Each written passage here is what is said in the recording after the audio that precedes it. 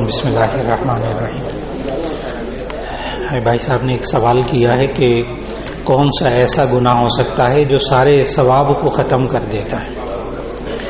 تو اللہ تعالیٰ نے قرآن مجید میں ایسے مختلف گناہ بتائے ہیں جو مختلف اعمال کو ضائع کر دیتے ہیں۔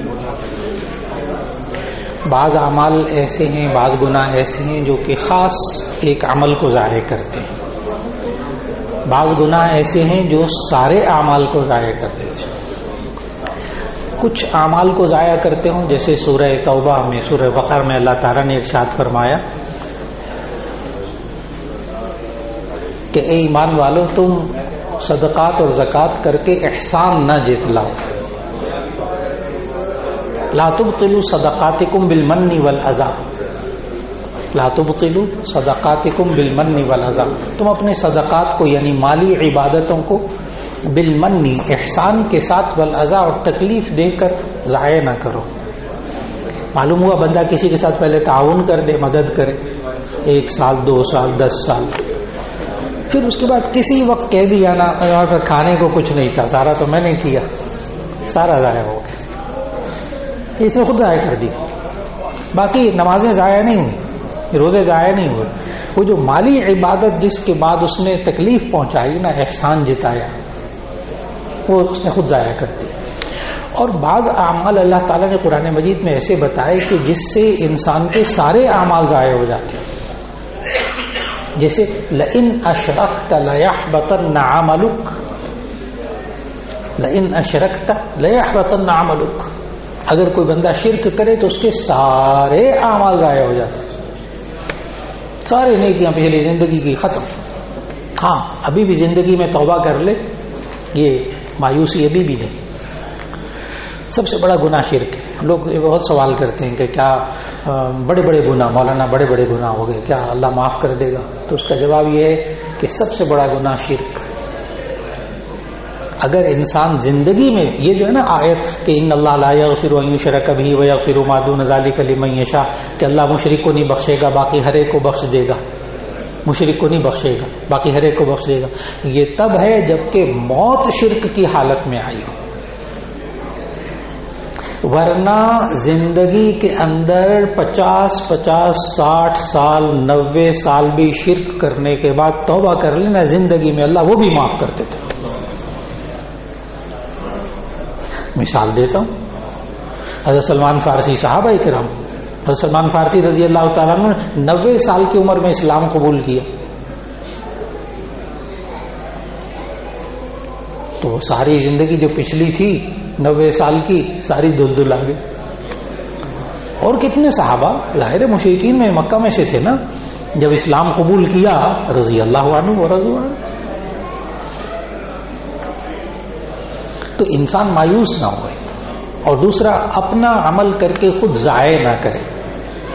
ایک اور عمل اللہ تعالیٰ نے ایسا قرآن مجید میں بتایا جو سارے اعمال کو ضائع کرتا ہے، لا ترفعوا اصواتکم فوق صوت النبی ولا تجهروا له بالقول كجهر بعضكم لبعض ان تحبط اعمالكم وانتم لا تشعرون، تم نبی صلی اللہ علیہ وسلم سے اونچی آواز نہ کرو، اچھا، اور ایسے نہ باتیں کیا کرو جیسے نبی صلی اللہ علیہ وسلم کے سامنے تم آپس میں باتیں کرتے ہو، کہیں نبی کی شان میں گستاخی ہو گئی، سارے اعمال ضائع ہو جائیں۔ ان تحبط اعمالکم وانتم لا تشعرون، تمہارے سارے اعمال ضائع ہو جائیں گے، تمہیں پتہ بھی نہیں چلے گا۔ معلوم ہوا نبی صلی اللہ علیہ وسلم کی شان میں گستاخی سے سارے اعمال ضائع ہو جاتے ہیں۔ ایک سوال یہ کیا ہے صاحب نے کہ توکل کیسے حاصل کیا جاتا ہے، کس حد تک توکل کیا جائے؟ تو اس کا جواب یہ ہے کہ اصل میں کس حد تک توکل کیا جائے نا، وہ حد پوچھنا چاہ رہے ہیں۔ حالانکہ توکل کی حد جب سمجھ میں آئے گی جب انسان کو توکل کا مطلب سمجھ میں آئے گا۔ توکل کی تعریف، توکل کا معنی بھروسہ کرنا، لفظی مطلب بھروسہ کرنا، لیکن توکل کا اصطلاحی مطلب یہ ہے، یعنی ٹرم کے طور پر جو شریعت میں بولی جاتی ہے کہ آپ اسباب کو اختیار کریں، نتیجہ اللہ پر چھوڑ دیں۔ اسباب کو اختیار کریں، نتیجہ اللہ پر چھوڑ دیں۔ اسباب ہی کو اختیار نہ کرنا یہ توکل نہیں ہے۔ میں نے نہیں دوائی کھانی ہے، اچھا اللہ نے ٹھیک کرنا ہے تو کر دے گا، نہ، یہ توکل نہیں ہے۔ نبی صلی اللہ علیہ وسلم نے صحابہ کو توکل سمجھایا، صحابہ کے ذہنوں میں بھی یہی باتیں آ گئی تھیں، بس ٹھیک اللہ ہی کرنے والا ہے، بہت اللہ کرنے والا ہے، ہمارا ایمان ہے۔ وہ ایک صحابی آئے باہر سے، تو اونٹ پہ آئے نا، سواری کو وہاں چھوڑ کے نبی صلی اللہ علیہ وسلم کی خدمت میں آ گئے۔ نبی صلی اللہ علیہ وسلم نے پوچھا کس پہ آئے؟ کہنے کہ جی اونٹ پہ آئے۔ کہنے کا اچھا اس کو باندھ آئے ہو؟ اب صحابی کا جواب سنیے۔ صحابی کہنے کہ یا رسول اللہ صلی اللہ علیہ وسلم میں اللہ پہ توکل کر کے چھوڑ آیا ہوں۔ مزہ آیا؟ میں اللہ پہ توکل کر کے چھوڑ آیا ہوں۔ تو نبی صلی اللہ علیہ وسلم نے توکل سکھایا، فرمایا اعتقل اذهب واعتقل وبعد ذلك توکل، جاؤ پہلے اس اونٹ کو باندھ کر آؤ، پھر اللہ پہ توکل کر لو۔ جاؤ پہلے اونٹ کو باندھ کے آؤ۔ دیکھو نبی صلی اللہ علیہ وسلم کو نہیں پتا تھا کرنے والا سارا اللہ ہے، صحابی نے بھی تو وہی جواب دیا نا، میں اللہ پہ توکل کر کے چھوڑ آیا ہوں۔ یہ توکل نہیں ہے، اسباب اختیار کر کے نتیجہ اللہ پہ چھوڑ دیں۔ اچھا ہم سے غلطی کہاں ہوتی؟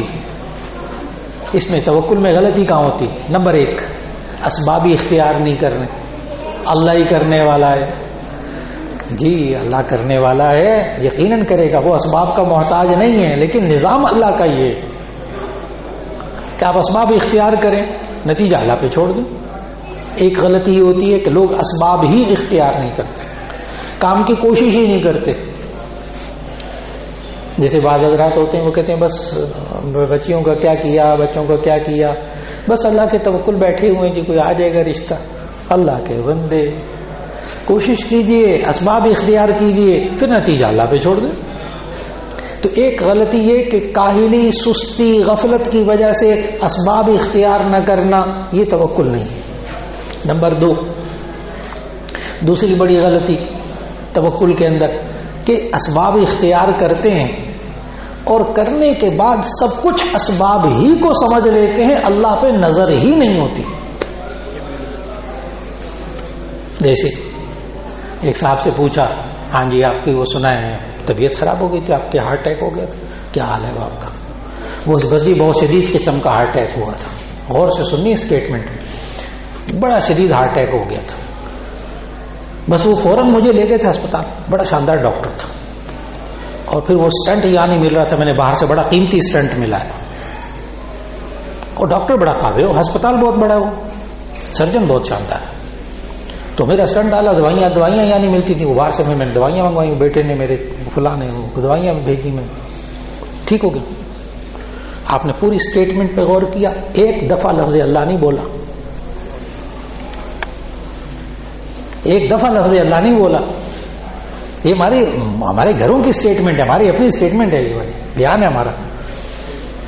حالانکہ یہ بھی تو کہہ سکتا تھا جب اس نے پوچھا کہ بھی سنا تھا ہارٹ اٹیک ہو گیا، آپ کیا حال ہے، وہ آگے سے کیا کہتا، بس جی اللہ کی طرف سے آزمائش آئی تھی، بہت شدید ہارٹ اٹیک ہوا، پھر اللہ نے پیسہ دیا ہوا تھا، اور اللہ نے پھر بہترین سرجن بھی دے دیا، پھر وہ یہاں اسٹنٹ نہیں مل رہا تھا وہ والا، وہ اسٹنٹ پھر میرے فلاں عزیز نے دیکھا نا، جو اللہ کا نظام ہے نا، وہ 7 سمندر پار سے اللہ نے بھجوا دیا مجھے، اور پھر اللہ نے شفا دے دی، اب میں ٹھیک ہوں، خیریت سے بات ہوئی۔ ہر بات پہ اللہ یاد آئے،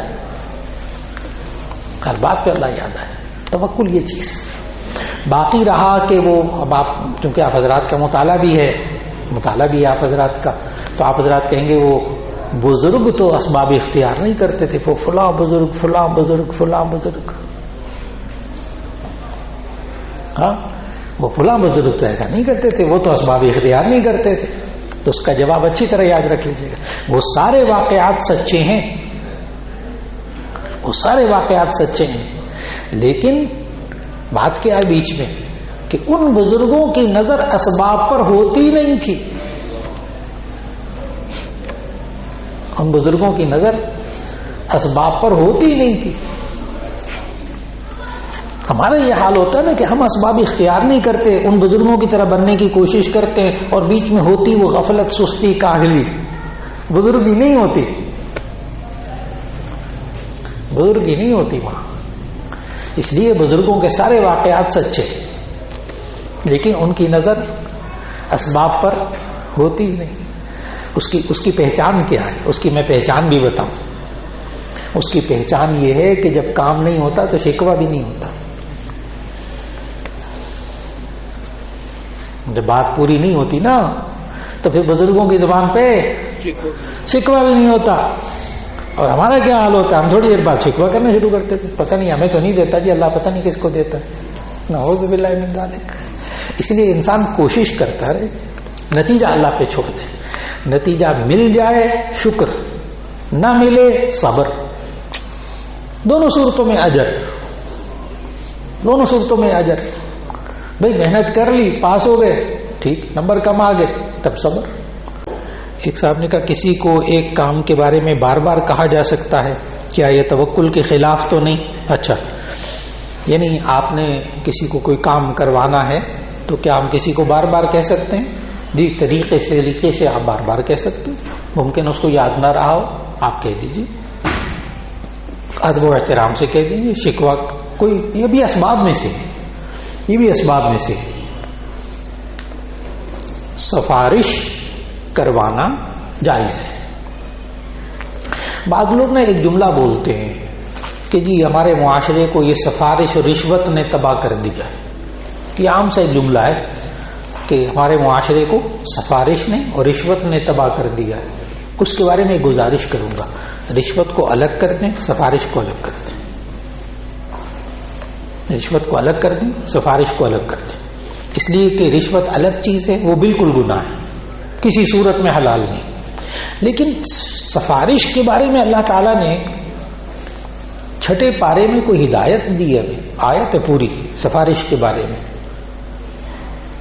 کہ من یشفع شفاعۃ حسنۃ یکن لہ نصیب منها ومن یشفع شفاعۃ سیئۃ یکن لہ کفل منها. جو بندہ اچھی سفارش کرے اس کو ثواب ملے گا، چاہے کام ہو یا نہ ہو. کوئی بے روزگار ہے، آپ سفارش کر دیتے، نوکری ملے یا نہ ملے آپ کو ثواب مل گیا. اچھے کام کی سفارش کریں گے ثواب ملے گا، برے کام کی سفارش کریں گے اس کا گناہ بھی ہوگا. تو میں نے عرض کیا کہ رشوت اور سفارش کو الگ الگ کریں. رشوت تو کسی صورت جائز نہیں، لیکن سفارش جائز بھی ہے، جائز بھی ہے. کسی کا حق نہ مارا جاتا ہو. اور نبی صلی اللہ علیہ وسلم صحابہ کو ابھارتے تھے. یہ میں اس سوال کا جواب دے رہا ہوں کہ بار بار کسی کو کوئی کام کہنا کہ بھئی کام کروا دو.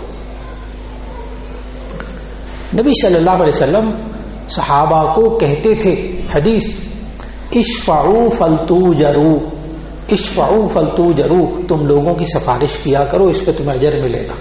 حالانکہ نبی صلی اللہ علیہ وسلم کے پاس آنے میں تو کسی کو کوئی رکاوٹ نہیں تھی نا.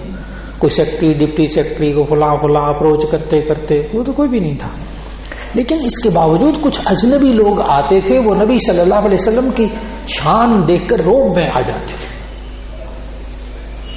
تو بس اوقات وہ اپنی بات کہہ نہیں پاتے تھے.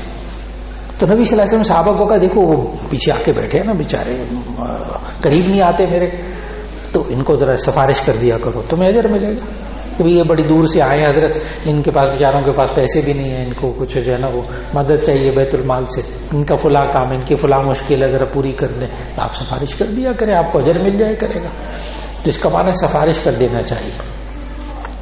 اور یہ عرض کروں کہ برے کام کی سفارش کرنا برا ہے. نمبر 2، سفارش کی جائے اور کسی کا حق مارا جائے تو یہ بھی بری سفارش ہے. سفارش کو نا ہم آج کل لوگ استعمال کرتے ہیں دباؤ کے لیے. حالانکہ سفارش کا مطلب ہوتا ہے مشورہ، رائے، چاہے قبول کی جائے چاہے نہ قبول کی جائے. نبی صلی اللہ علیہ وسلم کی خدمت میں نا ایک خاتون کا مقدمہ آیا، میاں بیوی میں لڑائی ہو گئی.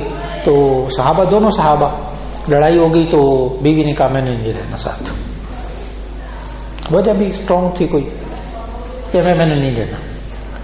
تو مقدمہ نبی صلی اللہ علیہ وسلم کے پاس آ گیا. تو نبی صلی اللہ علیہ وسلم نے کہا کہ تم اس سے علیحدگی نہ لو، طلاق نہ لو. اس خاتون سے کہا. اس خاتون نے آگے سے کیا کہا؟ دیکھیے نبی صلی اللہ علیہ وسلم تربیت کیسی کی ہوئی تھی. یا رسول اللہ صلی اللہ علیہ وسلم، یہ آپ کا حکم ہے یا آپ کی رائے ہے؟ یہ آپ کا حکم ہے، یہ آپ کی رائے ہے. نبی صلی اللہ علیہ وسلم نے فرمایا میری رائے ہے، مشورہ ہے. اس خاتون نے وہیں بیٹھے بیٹھے نبی صلی اللہ علیہ وسلم کے سامنے کہہ دیا، یا رسول اللہ صلی اللہ علیہ وسلم مجھے یہ رائے قبول نہیں. نبی صلی اللہ علیہ وسلم ٹھیک ہے.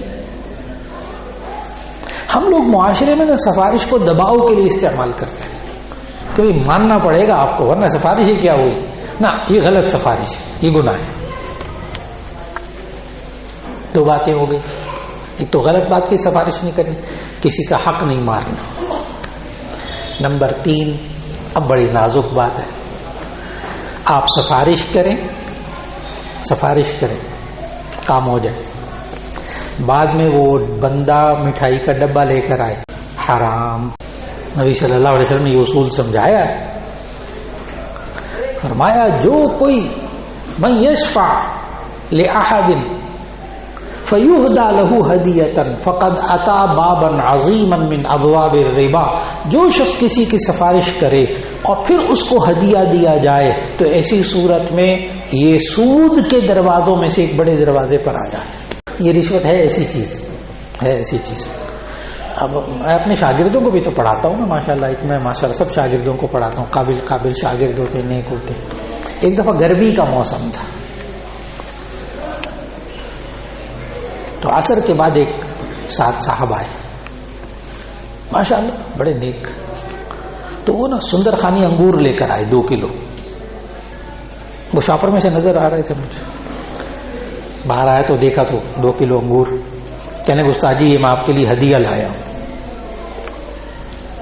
میں نے کہا، جب اس نے استاد جی کہا تو میں نے کہا یہ آپ تو شاگرد ہیں میرے لگتے ہیں، پڑھ رہے ہیں اس سال کے. جی میں اس سال دورہ حدیث میں ہوں.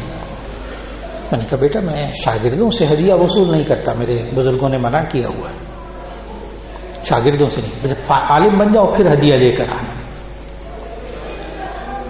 تو وہ شاگرد میرا عالم بن رہا ہے، نیک متقی، اس کے تقوی میں کوئی مجھے شبہ نہیں.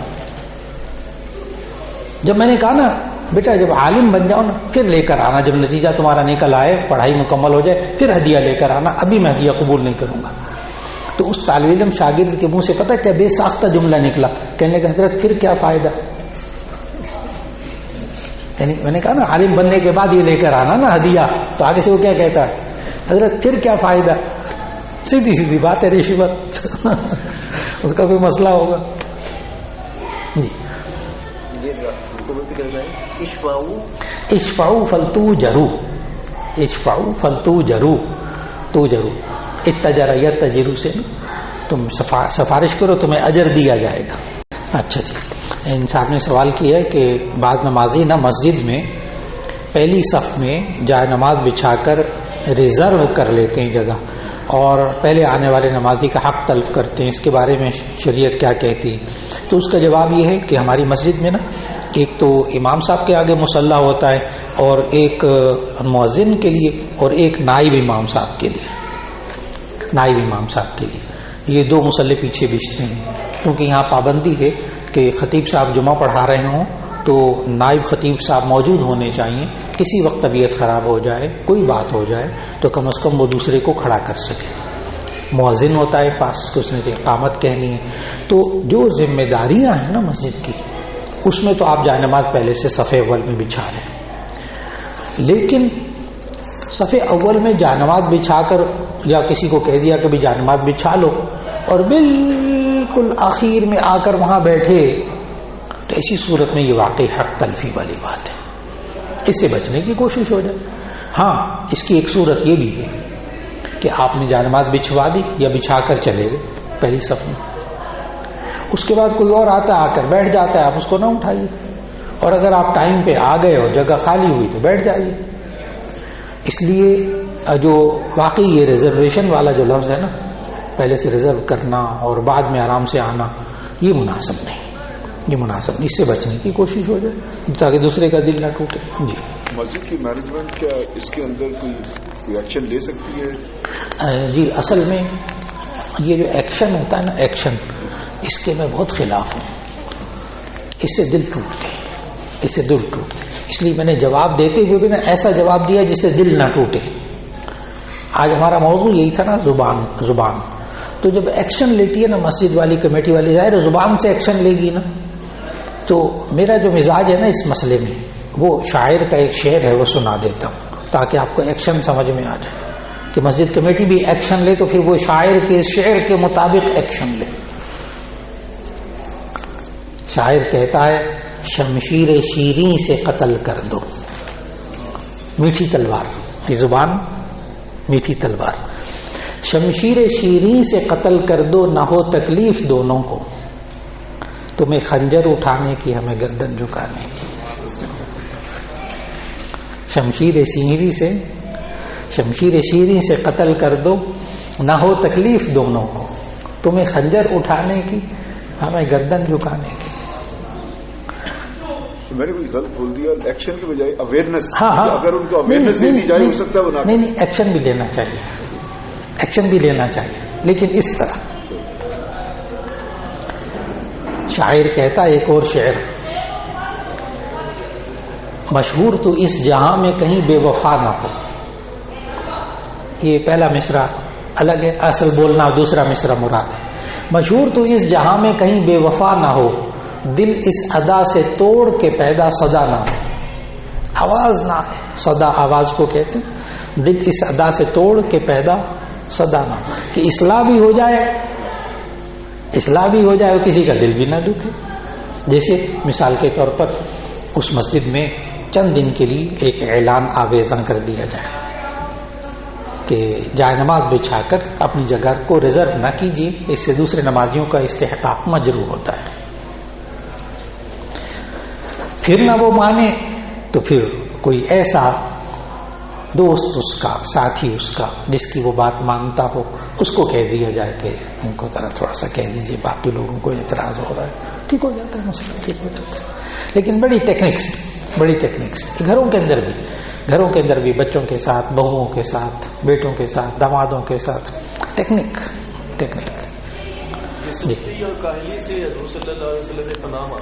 جی من العجز والکسل. اس سے کس طرح بچا جائے؟ اس کے دیکھیے سستی کاہلی کس کو کہتے ہیں؟ بہت آسان سی بات. یہ نماز میں بھی پڑھتے کچھ عرصے بعد پھر ایسے آتا ہے کہ نماز پڑھنے کا دل نہیں کرتا، اس کو کیسے اس پہ؟ جی سستی کا پہلے مطلب سمجھ لینا چاہیے، اسے فوراً سمجھ میں آ جاتا ہے. سستی کا مطلب یہ ہے کہ وقت پہ کام نہ کرنا. سستی کا مطلب وقت پہ کام نہ کرنا. وقت پہ کام کر لیجئے، سستی دور ہو جائے. بہت آسان تھا نسخہ.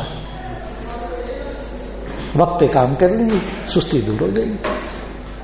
آپ نے درمیان میں ایک لفظ بولا ہے، نماز پڑھنے کو دل نہیں کر رہا تھا. دل کرے نہ کرے نماز پڑھ لیجیے، سستی دور ہو جائے گی. سستی دور ہو جائے گی. تو سستی ہے وقت پہ کام نہ کرنا. وقت پہ انسان کام کر لے، سستی دور ہو جائے گی. عجیب بات ہے، اس سستی کی حالت میں ہی کام کر لے. میں کہتا ہوں سستی کیا دور ہوگی؟ یہ بندہ فریش ہو جائے گا. صرف سستی دور نہیں ہوگی، فریش ہو جائے گا بندہ. کیوں؟ کام تو پورا ہو گیا. سوال انہوں نے یہ کیا کہ ایک بندہ، صفیں بچھی ہوئی ہیں، صفیں بلکہ بنی ہوئی ہیں، جان اپنی بچھائی ہوئی ہے، اس کا وضو ٹوٹ گیا، وہ چلا گیا. اب وہ دوسرا بندہ آتا ہے، وہ جانماز ہٹاتا ہے، وہاں بیٹھ جاتا ہے. ایسی صورت کے اندر نبی صلی اللہ علیہ وسلم نے مجلس کے آداب بتائے کہ اگر کوئی ایک شخص اپنی نشست سے اٹھ کر چلا جائے اور اندازہ ہو جائے کہ واپس آئے گا تو تم اس کی نشست پر مت بیٹھو. یہ ادب سکھائے نبی صلی اللہ علیہ وسلم. لیکن کتنی باریک باتیں. اور اگر اندازہ ہو جائے کہ یہ صاحب چلے گئے ہیں، اس کا طریقہ یہ ہے کہ دائیں بائیں کو کسی کو بتا دیا جائے، میں بھی آتا ہوں، وضو ٹوٹ گیا، میں بھی آتا ہوں. اب وہ جب کوئی صاحب آ کر بیٹھنے لگے تو ساتھی بتا دیں وہ صاحب یہاں بیٹھے ہوئے وضو کرنے کے لیے بھی آئے. دل نہیں ٹوٹے گا، تھوڑا سا نظم.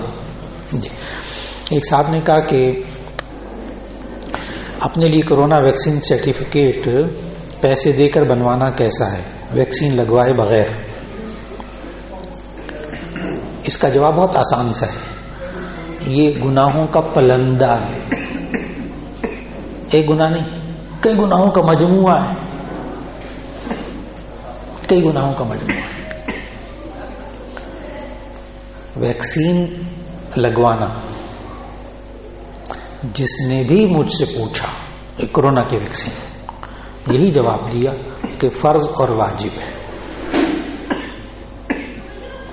جائز نہیں، فرض اور واجب ہے۔ اور جتنے شبہ پیدا کرنے والے ہیں، کوئی بھی ڈاکٹر نہیں ہے، کوئی طبیب اور معالج نہیں ہے۔ میرا خوب مذاکرہ ہوا، اور یہ کہنا کہ اس میں یہ چیز ہے، اس میں یہ چیز ہے، اس میں یہ چیز ہے، اللہ کے بندو، یہ ویکسین بنتی ہے تو ایسی صورت کے اندر 25 سال تک اس کے انگریڈینٹس، یعنی اس کے اندر ذائقے ترکیبی، وہ دنیا میں کسی کو پتہ نہیں ہوتے، کیونکہ وہ حقوق محفوظ ہوتے ہیں، اسی سے وہ کماتے ہیں۔ اصل میں کمائی ہے، انسانوں کا بھلا بھی ہے، لیکن یہ کمائی ہے، بہت بڑی کمائی ہے۔ پھر 25 سال کے بعد یہ فارمولہ باہر آئے گا۔ ابھی یہ سارے جو باتیں کر رہے ہیں نا، ان میں سے کسی کو کچھ بھی پتہ نہیں۔ 18 سال میڈیکل یونیورسٹی میں پڑھاتا ہوں، فرسٹ پروف MBBS کو۔ جتنی دوائیاں ہیں نا، جتنی دوائیاں ایجاد ہوتی، ان کی ایک کمپنی، ایک ہیلتھ، پوری دنیا کے نا ایک ہیلتھ کا پورا محکمہ پوری دنیا میں، ان کے سامنے وہ ویکسین پیش ہوتی ہے، ان کے سامنے وہ دوائی پیش ہوتی ہے، ان کو اجزائے ترکیبی بتائے جاتے ہیں، وہ راز ہوتا ہے، پھر اس کی وہ اجازت ملتی ہے، پھر وہ دنیا میں دوائی بک سکتی ہے، پھر وہ ویکسین آتی ہے۔ اب سارے لوگ ایک جھوٹ پر اور ایک نقصان پر متفق نہیں ہوتے، سارے وہاں بددیانت نہیں بیٹھے ہوئے جنہوں نے پاس کیا اس کو۔ سمجھنے والی بات ہے۔ اور میں نے پھر کہہ دیا واضح الفاظ میں، جتنے ویکسین کے بارے میں باتیں کرنے والے ہیں نا، سب تکے بازی ہے، ورنہ کسی کو بلکہ ابھی راز ہی ظاہر نہیں ہوا کہ اس ویکسین میں ہے کیا۔ اور نمبر 2، ویکسین جب بنتی ہے تو اس میں ہمیشہ اسی بیماری کے جراثیم ہوتے ہیں۔ ویکسین کہتے ہی اس کو، جس کو ویکسین کی لگتی ہے کرونا کی، تو اچھی طرح یاد رکھیے کہ اس میں ویکسین ہی کے اندر کرونا ہی کے جراثیم ہوتے ہیں۔ اس کو خاص طریقے سے جسم میں، خاص مقدار میں، خاص ٹیکنیک سے داخل کیا جاتا ہے جسم میں، پھر وہ قوت مدافعت پیدا ہو جاتی ہے۔ اب باہر سے جب جراثیم آئیں گے کرونا کے، تو اندر سے پہلے سے دفاعی نظام موجود ہوگا، بس اور کچھ بھی نہیں ہوتا۔ ویکسین یہ آپ بچوں کو جو چیچک کے ٹیکے اور خناک کے ٹیکے اور ہیضے کے ٹیکے، اب یہ چیچک کا جو ٹیکہ ہوتا ہے ویکسین والا بچوں کو جو لگاتے ہیں، اس میں چیچک ہی کے جراثیم ہوتے ہیں، لیکن تھوڑی مقدار خاص طریقے سے داخل کرتے ہیں۔ پولیو کا بھی یہی حال ہے۔ اس وقت پورا پنجاب پولیو فری ہو چکا الحمدللہ، ایک کیس نہیں ہے پورے پنجاب میں۔ اتنی محنت ہوئی ہے اس پر، اتنی محنت ہوئی ہے۔ اسی طرح کرونا کا بھی، جن ممالک کے اندر ویکسین، بعض لوگ ہوتے ہیں وہ سوال کرتے ہیں کہ جی وہ خانہ کعبہ بند کیا ہوا، ادھر فٹ بال میچ میں دیکھو اتنے لوگ اکٹھے کیے ہوئے، وہاں نہیں کرونا ہوتا۔ اصل میں آپ نے یہ دیکھنا ہے کہ وہاں 100% جو وہاں پورے اس فٹ بال میچ میں آئے، فٹ بال میچ کی حمایت نہیں کر رہا میں، لیکن حقائق بتا رہا ہوں، یہ جہالت والی باتیں ہوتی ہیں۔ وہاں اتنا اکٹھا کیا ہوا اور یہاں دیکھو نا، یہاں پابندی لگائی ہوئی نا، وہاں انہوں نے ایک بندہ نہیں وہاں گھسنے دیا فٹ بال میچ کے اندر جس کی ویکسین نہیں ہوئی تھی، اور اس کے پاس نا یہ ویکسین والا جھوٹا سرٹیفکیٹ نہیں ہوتا۔ اور میں کھل کر بتاؤں گا، پاکستانیوں میں اس وقت جو انہوں نے وہاں پابندیاں لگائی ہوئی نا ابھی بھی ہمارے اوپر، وہ صرف اس وجہ سے کہ پاکستانیوں کا جو ہے نا وہ ویکسین سرٹیفکیٹ نمبر دو ویکسین کا سرٹیفکیٹ جھوٹ ہے نا، جھوٹ، تو ویکسین نہیں لگوائی، ایک یہ غلطی، اوپر سے جھوٹ بولا وہ غلطی، اور ساروں کے سامنے بار بار جھوٹ بولا۔ جس وقت ویکسین کا جھوٹا کارڈ بنوایا، یہ جھوٹ اس بندے کے نامہ اعمال میں لکھا گیا، پھر اس کے بعد جہاں جس فلائٹ پہ جائے گا نا یہ دکھائے گا بورڈنگ کے لیے کہ میں نے ویکسین لگوا لی۔ ہر دفعہ جھوٹ بولنے کا گناہ ہوگا۔ نہ کیجیے سفر، نہیں ویکسین لگوانی تو جہاں جہاں مشکلات پیش آ رہی ہیں وہاں نہ جائے، ایمانی قوت کا مظاہرہ کرے۔ اس لیے بہت واضح بات، کوئی میں ویکسین وغیرہ کے حق میں بولنا بالکل نہیں. سیدھی بات، جب انسان نے پڑھا ہو، مطالعہ کیا ہو، اس مطالعے کے مطابق بات آپ کو بتا دی. کیوں بد اعتمادی کریں کسی پر؟ اور پھر دوسرے لوگوں کے لیے بھی بنوانا، درمیان میں وکالت کر کے، اس سے بھی بچنے کی کوشش ہو جائے. اس لیے بھی بچیں، اس لیے کہ برے کام کے لیے جو سبب بنتا ہے نا، وہ بھی اس میں شامل ہوتا ہے. اس نبی صلی اللہ علیہ وسلم نے بڑی لمبی فہرست بتائی ہے. وہ حدیث ہے کہ شراب حرام ہے نا، تو جامع ترمذی میں حدیث ہے کہ صرف شراب حرام ہے، اب اس کی وجہ سے 10 بندے گناہگار ہوتے ہیں. 10 بندے نبی صلی اللہ علیہ وسلم نام لیے. شراب کے لیے نچوڑنے والا، وہ رس نکالنے والا، جس نے وہ جوس نکالا انگور کا، وہ بھی گناہگار ہوگا. جس نے شراب کے لیے نکالا، جس نے ویسے نکالا، وہ اگلے نے شراب بنائی، وہ بات ختم ہو گئی. شراب کے لیے نچوڑنے والا، اس کو شراب بنانے والا، اس کو پینے والا، اس کو خریدنے والا، وحاملوها، اس شراب کے برتنوں کو اٹھا کر وہاں سے، وہ جو اس میں ڈبوں میں نا، بوتلوں میں، اس کو اٹھا کر وہاں سے وہاں لے کے گیا نا، یہ اٹھا کر لے جانے والا بھی نے حرام کمایا. جس کے لیے خریدا، اب وکیل سمجھ میں آیا نا، جس کے لیے خود ہی پی رہا، بیچارہ خود ہی پی رہا. جس کے لیے خریدا، وہ خریدنے والا، بیچنے والا، دونوں گناہگار، اس حرام کام کا گناہ ہوگا. پینے والا ایک ہے، باقی 9 بندے اور بیچ میں انوالو ہو گئے. گناہ کے ساتھ تعاون کرنے والا وہ بھی گناہگار ہوتا ہے. سورہ مائدہ کی آیت نمبر 2 میں اس سوال کا جواب اللہ تعالیٰ نے دیا، وَتَعَاوَنُوا عَلَى الْبِرِّ وَالتَّقْوَى وَلَا تَعَاوَنُوا عَلَى الْإِثْمِ وَالْعُدْوَانِ. زندگی کا اصول سکھایا اللہ نے. وَتَعَاوَنُوا عَلَى الْبِرِّ وَالتَّقْوَى، نیک کام کرنے میں ایک دوسرے سے تعاون کرو. وَلَا تَعَاوَنُوا عَلَى الْإِثْمِ وَالْعُدْوَانِ، گناہ کے کام میں ایک دوسرے سے تعاون نہ کرو.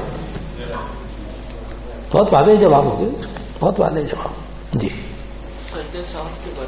سجدہ صاحب یہ ہوتا ہے کہ انسان نماز میں واجب بھول جائے، جیسے درمیان میں بیٹھنا تھا نہیں بھول گیا، یا واجب میں اضافہ ہو جائے، جیسے تیسری رکعت میں بیٹھ گئے بھول کے،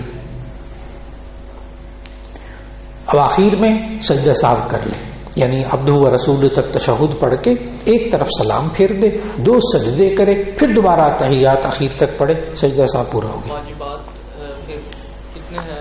نماز میں فرض جو ہے نا وہ کل 6 ہیں. ٹھیک، نماز میں فرض 6: تکبیر تحریمہ، قرات، رکوع، سجود، آخری قعدے میں بیٹھنا اور قیام کھڑے ہونا. یہ 6 فرض ہو گئے. فرض لیٹ ہو جائے نا، فرض لیٹ ہو جائے، تاخیر ہو جائے تو تب سجدہ صاحب. فرض چھوٹ جائے تو نماز نہیں ہوگی. اور واجب موٹے موٹے کے عمل جیسے سورہ فاتحہ پڑھنا، جیسے التحیات پڑھنا، جیسے التحیات کے اندر دوسرے قاعدے میں بیٹھنا، یہ مشہور واجبات ہیں. کوئی واجب چھوٹ جائے سجدہ صاحب، فرض چھوٹ جائے نماز ختم، فرض لیٹ ہو جائے سجدہ صاحب.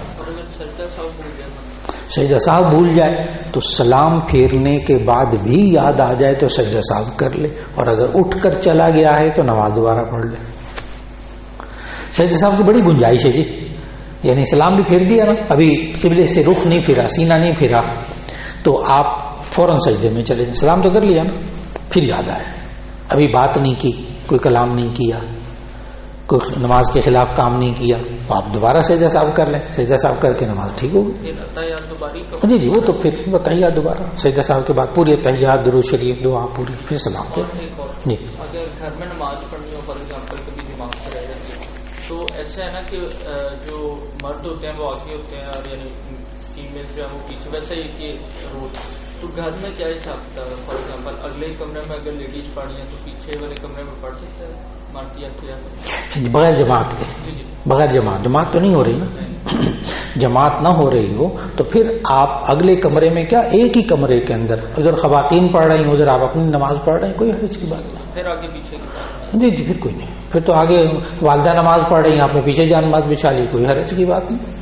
پھر کوئی حرج کی بات نہیں. جماعت میں ہے وہ پیچھے کھڑا کرنا. جی یہ مطلب بیفور پارٹیشن سے پہلے ہمارے مطلب بلوچستان کے حکمران جو لوگ تھے وہ انڈیا جاتے تھے, مطلب کچھ لوگوں کو آپ انٹرسٹ ہو جانا سے کمائی اور پھر وہ آج کل ان خاندانوں میں مطلب عجیب سے قصے ہو رہے. تو ہمارے گاؤں کے لوگ انٹرپریٹیشن کرتے کہ ان کے ابا اجد نے سود کی تھی, تو ان کے ابا اجد کی گناہیں اب ان کو وقی مل رہی ہے, اہم لوگوں کی بات ہے. بھائی صاحب نے سوال کیا کہ ایک بندہ ہے وہ اب تو حلال کاروبار کر رہا ہے, لیکن ان کے دادا پر دادا نے حرام کمایا تھا, سودی کاروبار کرتے تھے یا کوئی اور حرام چیز کا کاروبار کرتے تھے. کیا اس اولاد کو نقصان ہوگا, اس کا گناہ ہوگا؟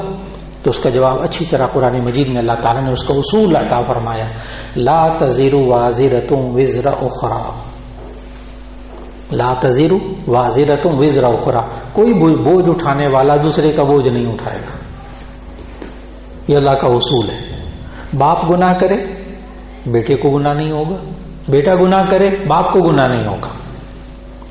وہ الگ ہے ایک بات کہ اولاد نیک کام کرے تو اس کا ثواب ماں باپ کو ملتا ہے.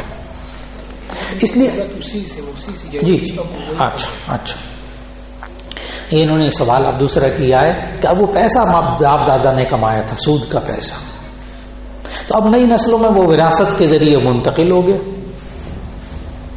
یہاں تک آپ کو سوال سمجھ میں آ گیا. اب جواب غور سے سنیے گا.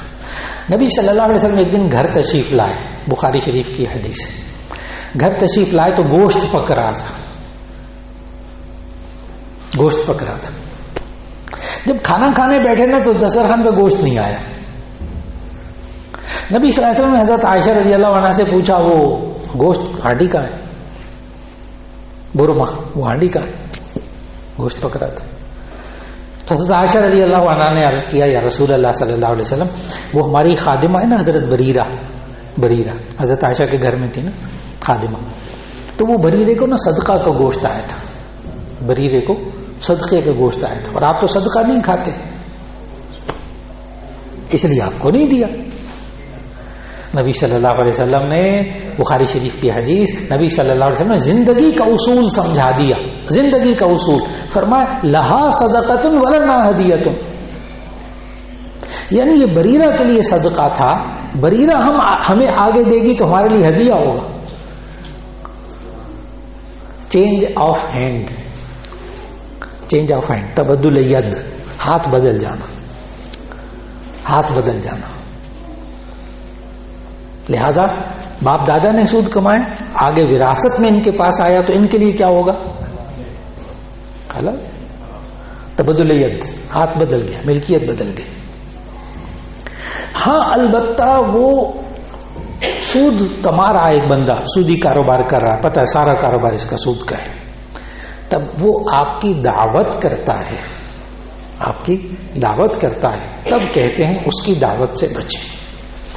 ہاں البتہ سودی کاروبار بھی ہے لیکن سارا سود تو نہیں ہوتا نا, کچھ تھوڑا سا سود ہوتا ہے, باقی اکثر حلال مال کماتا ہے, ٹھیک ہے آپ اس کی دعوت کھا سکتے ہیں, وہ ایک الگ بات ہے.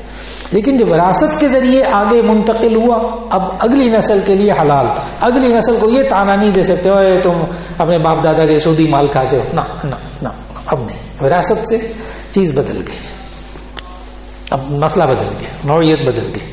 مولانا صاحب گالی خود میں آج گالی دینا جی اس کے لیے تھوڑی سی ڈائریکٹ ہونا چاہیے, یا ویسے کبھی ٹریفک میں ہم جا رہے ہیں آپ کے گاڑی میں بیٹھے ہیں کوئی آگے کٹ مار گیا منہ سے گالی, وہ یعنی وہ بھی چلا گیا میں بھی, اس کی تھوڑی سی وضاحت. ہاں بھائی صاحب نے ایک بڑا مزیدار نازک سوال کیا ہے کہ ہم مثال کے طور پر گاڑی میں جا رہے ہیں, شیشے ویشے بند ہیں, وہ ایک موٹر سائیکل والا آیا, عجیب سے کٹ مارا, حادثے سے بچ گیا, اللہ نے بچا لیا, لیکن اس کو ماں بہن کی گالی دی تھی. بھائی صاحب نے ماں بہن نہیں کہا, میں نے کہا اس کو ماں بہن کی گالی دے دی, اس نے سنی تو ہے نہیں اس نے, تو کیا یہ بھی گناہ ہے؟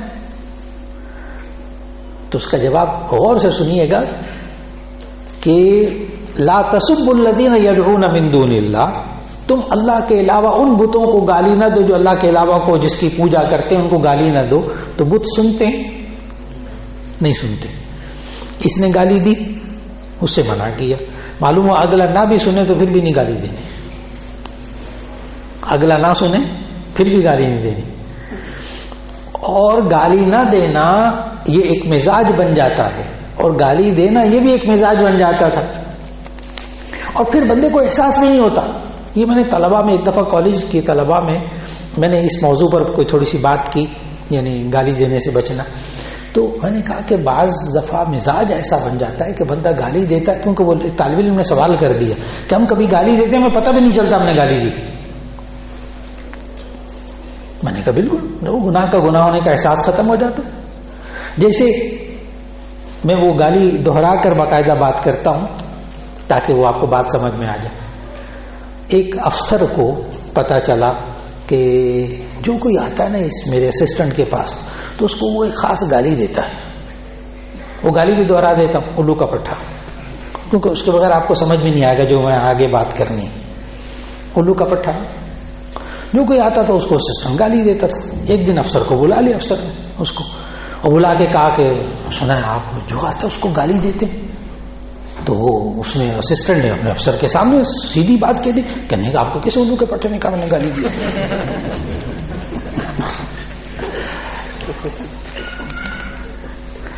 جب عادت بن جائے نا عادت، پھر انسان بے اختیار اس کو نکال دیتا ہے.